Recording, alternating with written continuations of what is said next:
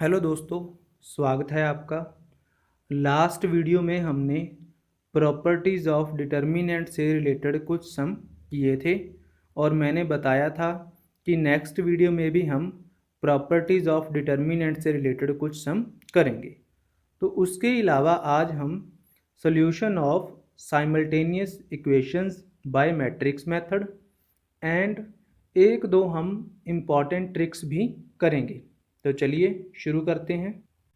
जैसे हमारे पास ये एक सिस्टम ऑफ इक्वेशंस दिया हुआ है, तो इसे हम ऐसे भी लिख सकते हैं A1 B1 C1 A2 B2 C2 A3 B3 C3 और यहाँ पर X Y Z is equal to D1 D2 D3 और इसको हमने मैट्रिक्स मेथड में लिखा था AX is equal to B। अगर हमारे पास B की वैल्यू ज़ीरो हो, यानी यहाँ पर अगर हमारे पास 0 0 0 होता तो इस प्रकार के सिस्टम को हम बोलते हैं होमोजीनियस सिस्टम ऑफ इक्वेशंस। अगर हमारे पास b की वैल्यू नॉन ज़ीरो हो तो उस प्रकार के सिस्टम को हम बोलते हैं non homogeneous system of equations. अगर हमारे पास non homogeneous system of equations हो तो हम x की वैल्यू कैसे फाइंड आउट कर सकते हैं, इसके बारे में हमने अपनी लास्ट वीडियो में जान लिया है। तो x is equal to A inverse B, इस प्रकार हम जो x की वैल्यू है वो फाइंड आउट कर सकते हैं। नेक्स्ट है हमारे पास consistent system and inconsistent system. Consistent system क्या होता है? वह सिस्टम जिसका सल्यूशन एग्जिस्ट करता है, उस सिस्टम को हम बोलते हैं कंसिस्टेंट सिस्टम। और इनकंसिस्टेंट क्या होता है? वह सिस्टम जिसका सल्यूशन एग्जिस्ट ना करता हो, उस सिस्टम को हम बोलते हैं इनकंसिस्टेंट सिस्टम। नेक्स्ट है हमारे पास क्राइटेरिया ऑफ कंसिस्टेंसी। तो इसके लिए हमारे पास जो सिस्टम था वो था AX is equal to B। जैसा कि मैंने पहले बताया, अगर B की वैल्यू हमारे पास ज़ीरो होती है तो वो हमारा सिस्टम होता है होमोजीनियस, और अगर B की वैल्यू नॉन ज़ीरो है तो उस सिस्टम को हम बोलते हैं नॉन होमोजीनियस सिस्टम। तो इसे हम टू टाइप्स में डिस्कस करेंगे। फर्स्ट केस है हमारा जब b की वैल्यू ज़ीरो है, और सेकंड केस है हमारा जब b की वैल्यू ज़ीरो नहीं है। अगर हमारे पास b की वैल्यू ज़ीरो नहीं है तो उस सिस्टम को हम बोलेंगे नॉन होमोजीनियस सिस्टम। और उसके लिए हमने क्या करना है? सबसे पहले हमने a का डिटर्मिनेंट फाइंड आउट करना है। अगर a का determinant not equal to zero आएगा तो उस सिस्टम को हम बोलेंगे कंसिस्टेंट सिस्टम ऑफ इक्वेशन। और इस केस में हमारा जो सल्यूशन होगा उस सल्यूशन को हम बोलेंगे यूनिक सल्यूशन। अगर हमारा a का डिटर्मिनेंट ज़ीरो आ जाए, ये हमारा फर्स्ट पार्ट, ये सेकंड पार्ट। अगर हमारा a का डिटर्मिनेंट का आंसर ज़ीरो आएगा तो उसके बाद हमने क्या करना है? एडजॉइंट a और b की मल्टीप्लाई कर लेनी है। अगर इनकी मल्टीप्लाई करने के बाद हमारे पास जो आंसर है वो ज़ीरो आ जाए तो उसके लिए हमारे पास क्या होगा? जो हमारा सिस्टम ऑफ इक्वेशंस है वो कंसिस्टेंट होगा, और इस केस में हमारे पास इनफाइनाइट मैनी सॉल्यूशंस होंगे। Infinite many solution.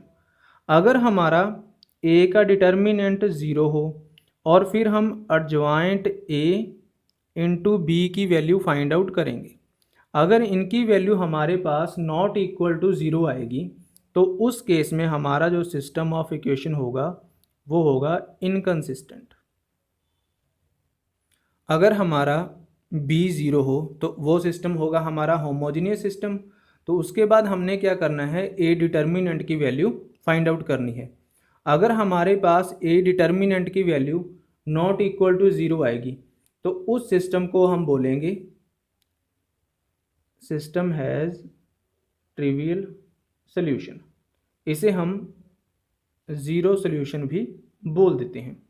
और सेकंड इसका पार्ट होगा हमारे पास, अगर ए के डिटर्मिनेंट की वैल्यू ज़ीरो आ जाएगी तो उस सिस्टम को हम बोलेंगे इनफाइनाइटली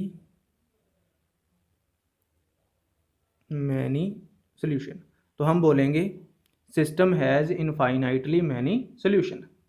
और इसमें हमने एक बात यह भी ध्यान में रखनी है, अगर हमारा सिस्टम होमोजीनियस है तो होमोजीनियस सिस्टम ऑफ इक्वेशन है वो कभी भी इनकंसिस्टेंट नहीं होता है।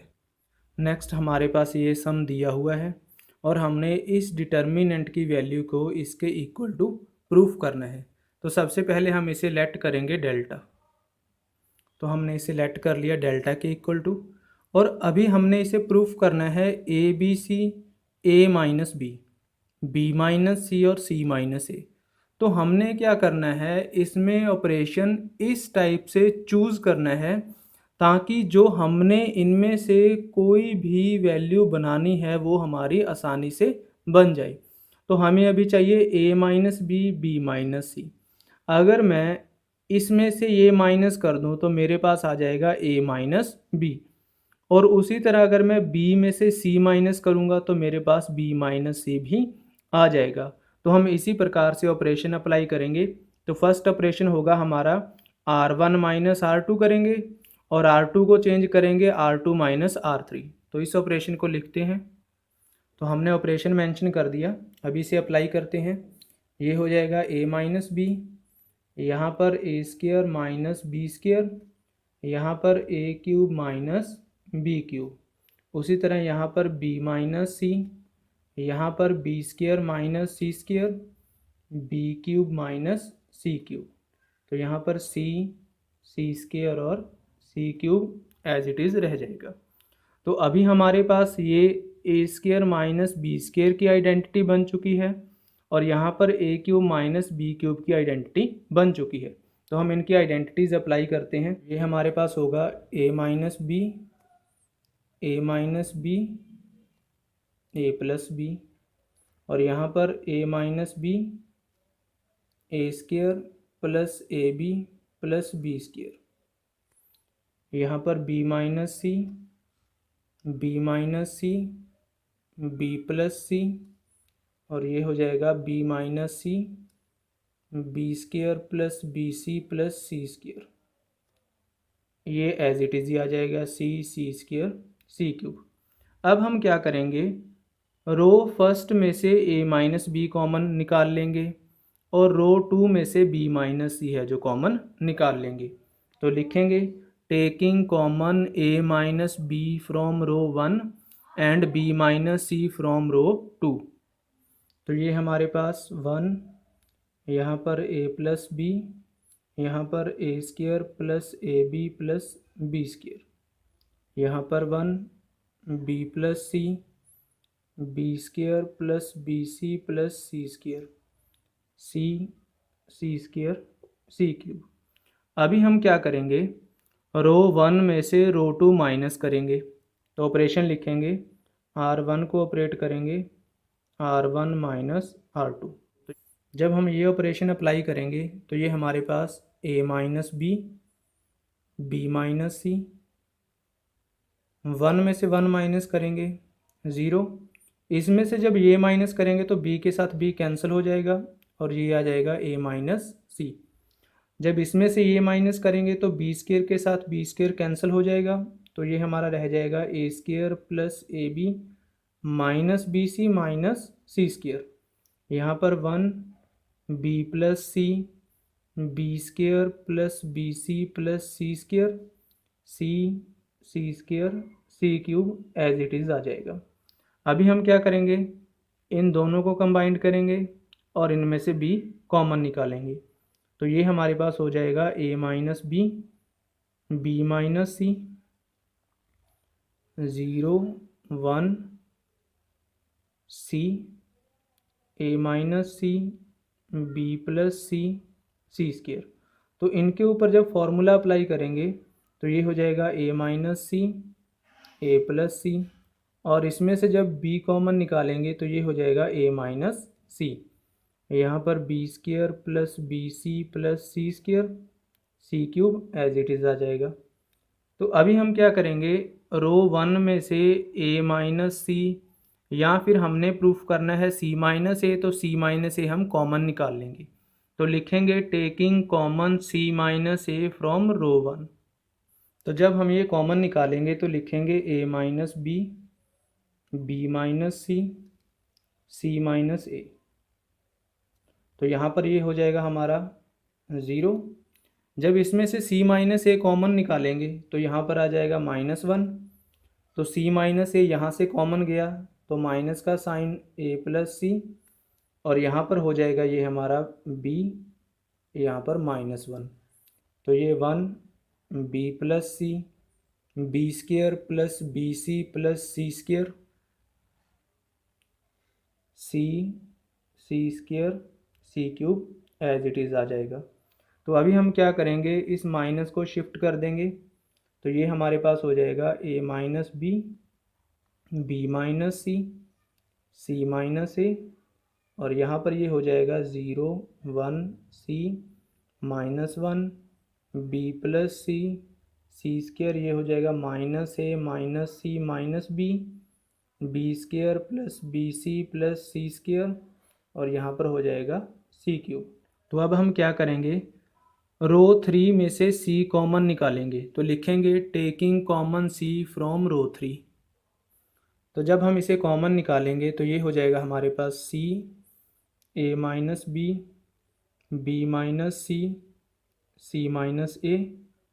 तो ये हो जाएगा हमारे पास 0 -1 माइनस ए माइनस सी माइनस बी, 1 बी प्लस सी, b square plus B C plus c square, यहाँ पर 1 सी सी स्क्वेयर।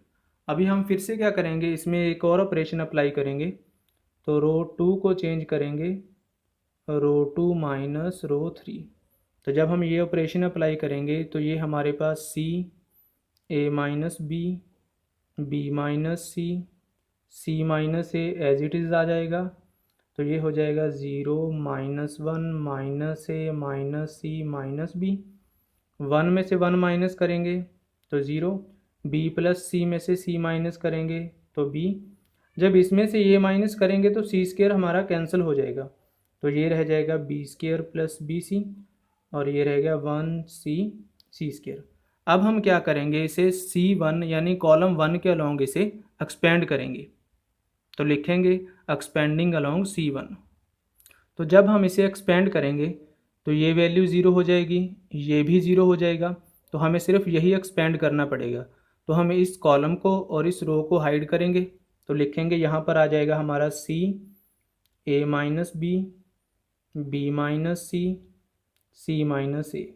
तो यहाँ पर 1 डिटर्मिनेंट का साइन, तो ये हो जाएगा -1 बी माइनस ए माइनस सी माइनस बी। तो ये रह जाएगा हमारा B square plus B C. तो ये टर्म तो एज इट इज़ आ जाएगी।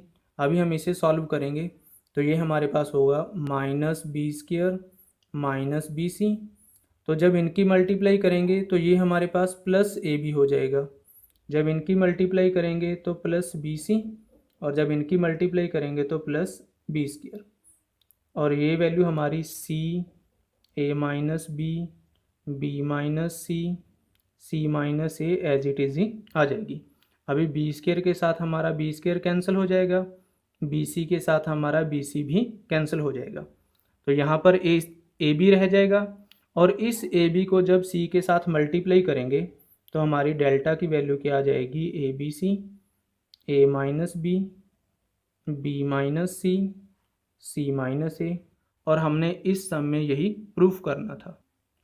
तो इस टाइप के जो हमारे पास सम होते हैं प्रूफ करने वाले, तो इन्हें प्रूफ करने के लिए हमारे पास कोई भी हार्ड एंड फास्ट रूल नहीं है। तो हम जिस तरह से भी चाहें किसी भी प्रकार का कोई भी ऑपरेशन अप्लाई कर सकते हैं। हमारा सिर्फ फोकस इस बात पर होना चाहिए कि जो हमने प्रूफ करना है वो हमारा सॉल्व करते करते सम प्रूफ होना चाहिए। अब हम कुछ इम्पॉर्टेंट ट्रिक्स डिस्कस करते हैं, तो हम सम्स के माध्यम से उन्हें देखते हैं। तो ये हमें एक स्टेटमेंट दी हुई है, if A is non singular matrix of order 3 and determinant of A is equal to 3। तो हमने क्या फाइंड आउट करना है, एडजॉइंट ए के डिटर्मिनेंट की वैल्यू क्या होगी। तो जब हमारे पास इस टाइप का सम आ जाता है तो हमारे पास ये एक ट्रिक है, एडजॉइंट ए का determinant is equal to determinant a की पावर n-1। n यहाँ पर मैट्रिक्स का ऑर्डर है। तो इसके लिए हम क्या करेंगे, हमारे पास डिटर्मिनेंट की वैल्यू दी हुई है 3 और हमारे पास मैट्रिक्स का ऑर्डर भी कितना है 3, तो n की वैल्यू हम 3 लिखेंगे। तो ये हो जाएगा हमारे पास 3 की पावर 2 यानी 9। तो हमारे पास ये एक सम दिया हुआ है, ए मैट्रिक्स हमें दी हुई है और हमने ए इंटू एडजॉइंट ए की वैल्यू फाइंड आउट करनी है। तो जब हमारे पास ए मैट्रिक्स दी हुई हो और उसके साथ हमने एडजॉइंट ए की मल्टीप्लाई करके वैल्यू फाइंड आउट करनी हो, तो उसके लिए हमारे पास फॉर्मूला है a into adjoint a is equal to a determinant into I n मतलब आइडेंटिटी मैट्रिक्स लगानी है, उसका ऑर्डर n यहाँ पर जितना ऑर्डर ए मैट्रिक्स का है उतना ही हमने आइडेंटिटी मैट्रिक्स का ऑर्डर लेना है। जैसे हमारे पास यहाँ पर ये 2x2 मैट्रिक्स है तो हमने आइडेंटिटी मैट्रिक्स भी 2 ऑर्डर की लेनी है। जैसे हम जब ए का डिटर्मिनेंट फाइंड आउट करेंगे तो ये हमारे पास हो जाएगा 2 1 1 2 और आइडेंटिटी मैट्रिक्स 1 0 0 1। तो ये हमारे पास हो जाएगा 4 -1 1 0 0 1। तो ये हमारे पास हो जाएगा 3 1 0 0 1। तो ये फाइनल आंसर हमारा क्या होगा 3 0 0 3। तो ये हमारे पास ए इंटू एडजॉइंट ए की जो वैल्यू है वो आ जाएगी। आई होप ये दोनों ट्रिक्स आपको अच्छे से समझ आई होंगी। इस वीडियो को अपने दोस्तों के साथ ज़्यादा से ज़्यादा शेयर कीजिए, लाइक कीजिए और चैनल को सब्सक्राइब कीजिए। तो मिलते हैं अगली वीडियो में, तब तक के लिए टेक केयर।